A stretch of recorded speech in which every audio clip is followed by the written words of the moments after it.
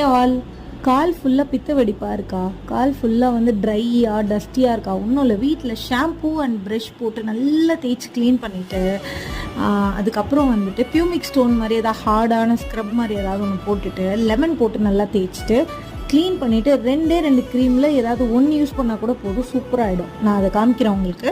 So இது வந்து எல்லா மெடிக்கல்ஸ்லேயும் கிடைக்கும், இல்லைனா ஃபார்மசி வெப்சைட்டில் கிடைக்கும். இதில் மாய்ஸ்சரைஸ் பண்ண விட்டமின் இ எல்லாமே இருக்குது. இது ட்ரை பண்ணுங்கள் ஃபேஸ்க்கு, ஹேண்டுக்கு.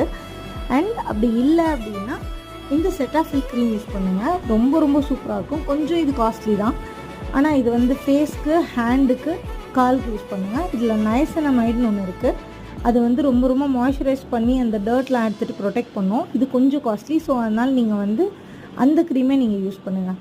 ஆக்வா சாஃப்ட்டு யூஸ் பண்ணுங்கள், அது ரொம்ப ரொம்ப சூப்பராக இருக்கும். இது கொஞ்சம் ஒரு 200 ரேஞ்சில் தான் வரும். ட்ரை